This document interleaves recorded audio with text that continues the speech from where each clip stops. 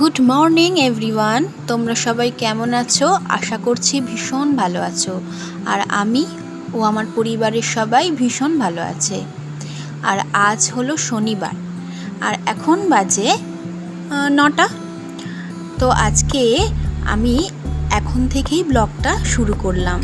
Please তোমরা দেখতে থেকো কিন্তু। আর এখন দেখো আমার হাজব্যান্ডকে আমি ব্রেকফাস্ট সার্ভ করছি। আজকে করেছিলাম কাবলি ছোলা দিয়ে চানা মশলা আর রুটি। আমাদের বাড়ি না সেভাবে লুচি বা পরোটাটা কেউ অতটা ভালোবাসে না, আর অয়েলি জিনিস না খুব একটা আমি বাড়িতে করি না। তো হাজব্যান্ডকে তো খেতে দিয়ে চলে এলাম, কিন্তু আমার ছেলে এখনও ঘুম থেকে ওঠেনি। আজ যেহেতু শনিবার, সেই শনিবারও ছুটি নিয়েছে। ও আজকে বলেছে যে আমাকে একদম ডাকবে না, আমি আজকে একটু ঘুমাবো। আর দেখো কি অবস্থা। তো চলো আগে এটা পরিষ্কার করে নিই। আমি এখন খাবো না, ছেলে ঘুম থেকে উঠলে একসাথে দুজনে খেয়ে নেব। কি করে খাই বলো তো? ছেলেটা এখনও ঘুমিয়ে আছে, আর কাল রাতে সেই কখন খেয়েছে, আর আমি খেয়ে নেবো বলো? ঘুম থেকে উঠুক, দুজনে একসাথে খেয়ে নেবো। আর গ্যাসটা এখন পরিষ্কার করে নিচ্ছি, রুটি করেছি তো আটার ভুসি ভর্তি হয়ে গিয়েছে। আর এই গ্যাসের ওপরেই রান্না করতে না একদমই আর ভাল লাগে না। তো সেই কারণে আমি যখনই রুটি করি পরিষ্কার করে নিই, তারপরে কিন্তু দুপুরের রান্না চাপাই। আর আজকে কি হয়েছে জানো তো? আজকে সকালবেলা আমি গিয়েছিলাম ভোট দিতে। আজকের আমাদের এখানে ভোট হচ্ছে। তো আমি আর হাজব্যান্ড সকাল সকালই ভেবেছিলাম বেরোবো, কিন্তু কাল রাতে অনেকটা দেরি করেই আমরা ঘুমিয়েছি, তো সেই কারণে উঠতেও দেরি হয়ে গিয়েছে। সকালবেলা ঠাকুরের পুজো দিয়ে গিয়ে ভোটটা দিয়ে এসেছি, আর তারপরেই কিন্তু ব্রেকফাস্টটা বানিয়েছি। আর এই যে দেখো, আমি এখন চাকি আর বেলনাটা ধুয়ে দিচ্ছি। আমি যখনই না রুটি বানাই তখনই এইভাবেই কিন্তু ধুয়ে শুকিয়ে তারপর তুলি, না হলে না রান্নাঘরে দেখেছি ভীষণ আরশোলা হয়।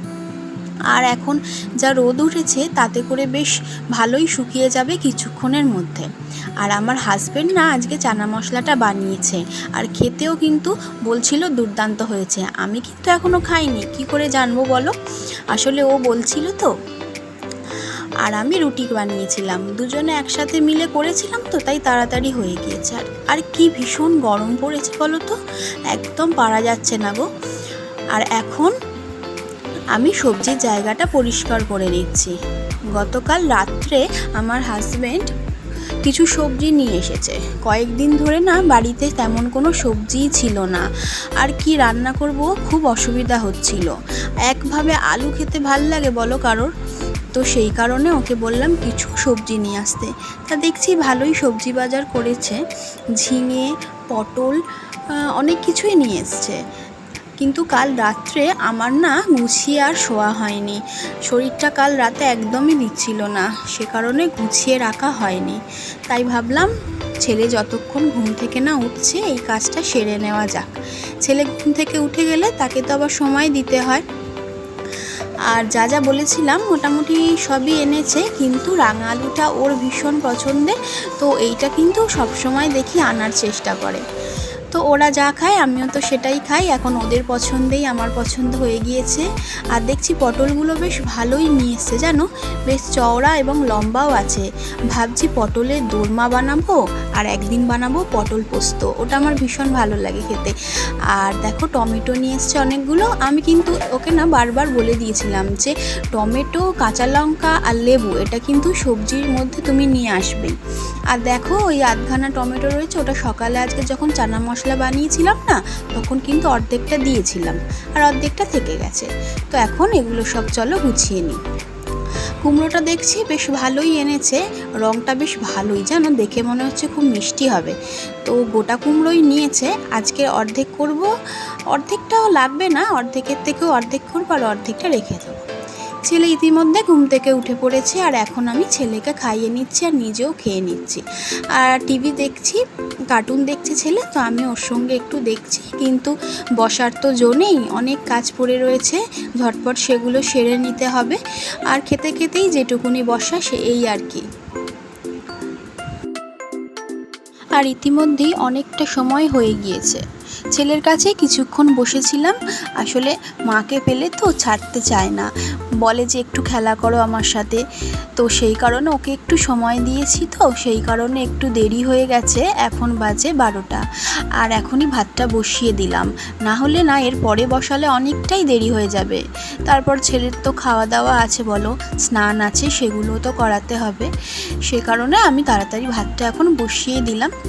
আর এই তালকাঠগুলো না কি হয়েছে বলো তো, পরশু দিনকে রাতে মাঝরাতে বৃষ্টি হয়েছিল, আর তখন আমি তো ঘুমিয়ে পড়েছিলাম, বুঝতে পারিনি যে বাইরে বৃষ্টি হচ্ছে, আর এগুলো না তোলা হয়নি। আর সে কারণে ভিজে গেছিলো, খুব খারাপ লাগছিল গো যে আমার জন্য এগুলো ভিজে গেল, কি করে পরের দিন রান্না করব। তো 2 দিন ধরে যা রোদ দিয়েছে তাতে করে আবার শুকিয়ে গেছে, আর দেখো এখন কিন্তু বেশ ভালোই জ্বলছে। আর এখন এখানে বসে থাকবো না, এই যে একটা বড় কাঠ এখানে ধরিয়ে দেব, দিয়ে আমি কিন্তু উঠে যাব, কারণ আমাকে এরপরে সবজি কাটতে হবে, না তো দেরি হয়ে যাবে। তো চলো এখন উঠে পড়ি, গিয়ে ডালটা চলো বসিয়ে দিই।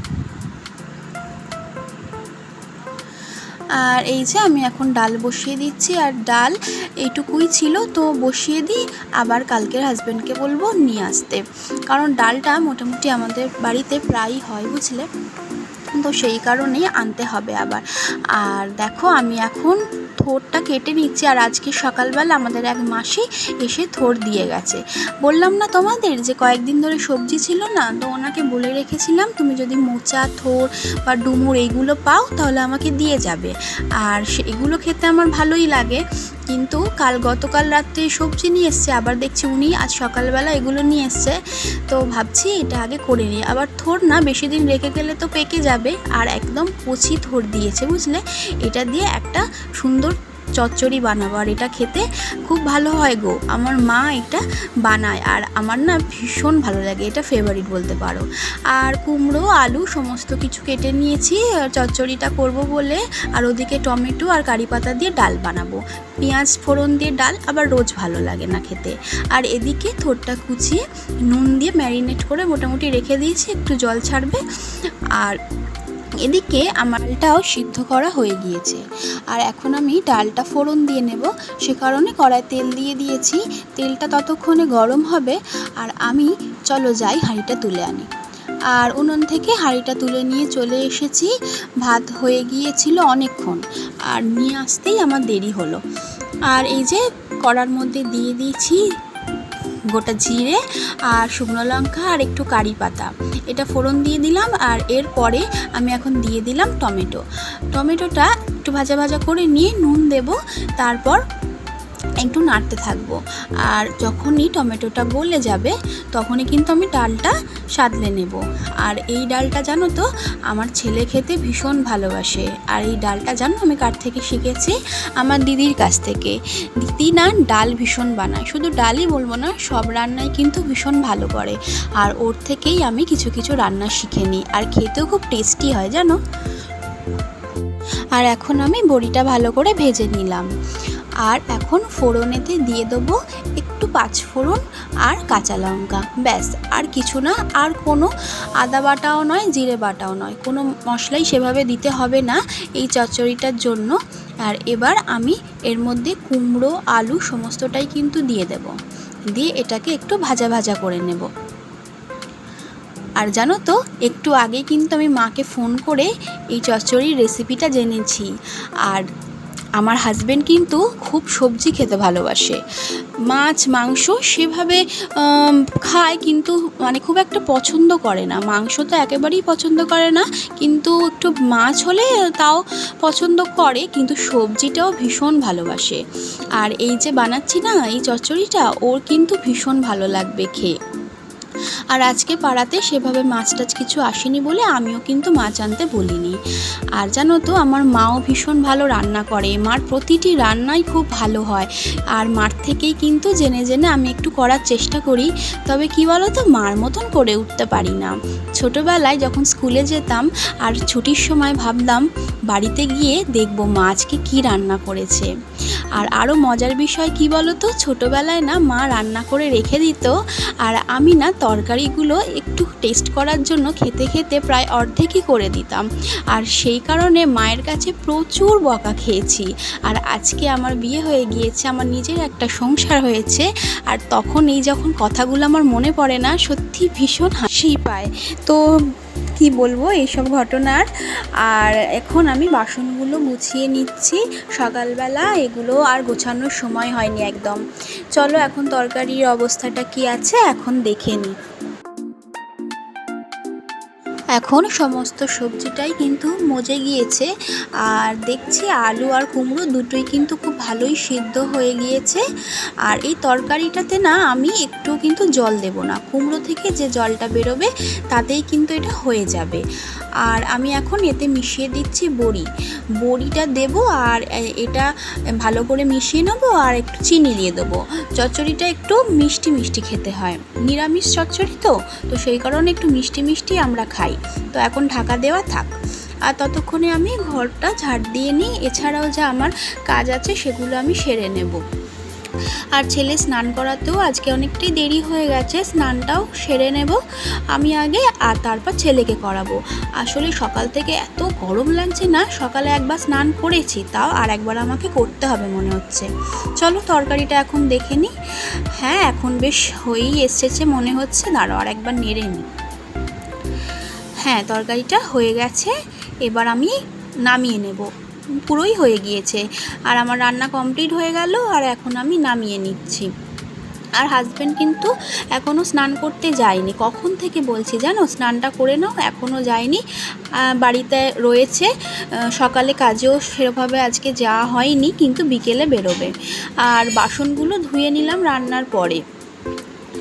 একেবারে মাজতে গেলে খুব সমস্যা হয়ে যায় জানো, আমার তো ছোট জায়গা বাসন মাজার, তো সেই কারণে অনেক বাসন জমে গেলে মাজতেও অসুবিধা হয়, আর জায়গাটা দেখতেও খুব খারাপ লাগে। তো সেই কারণে আমি বাসনগুলো সবসময় অল্প অল্প থাকতেই মেজে নেওয়ার চেষ্টা করি। আর এখন গ্যাসটাও মুছে নিলাম, আর এই যে দেখো ভোট দিয়েছি, আর আমার আঙুলে কিন্তু এই দাগটা না যতদিন থাকে আমার না ভীষণ ভালো লাগে দেখতে। আর ছেলে স্নান হয়ে গিয়েছে, ছেলেকে আজকের আর স্নানটা করাতে হয়নি, ও নিজেই করে নিয়েছে। তাহলে আমি চলো এখন স্নানটা করে নিই, আর আমার সমস্ত কাজই তো হয়ে গিয়েছে। আর স্নান করে এসে তারপর আবার তোমাদের সঙ্গে আমার কথা হচ্ছে। স্নান করে চলে এসেছি, আর এখন যেন অনেকটাই বেলা হয়ে গিয়েছে, এখন বাজে বেলা 2টো। আর আজকের আমাদের অনেকটাই দেরি হয়ে গিয়েছে। ছেলেকে এখন ভাত খাই নেব, আর আমার হাজব্যান্ড গেছে স্নানে, ও স্নান করে এলি আমরা দুজনে খাওয়া দাওয়া সেরে নেব। তো আজকের মতো ভিডিওটা আমি এখানেই শেষ করছি। আর তোমাদের যদি ভালো লাগে আমার এই ভিডিওটি, তাহলে প্লিজ আমাকে একটা লাইক দিয়ে দিও, আর কমেন্টে কিন্তু লিখো কেমন লেগেছে, ঠিক আছে? আর তাহলে এইটুকুই আজকে থাক, টাটা, সকলে ভালো থেকো।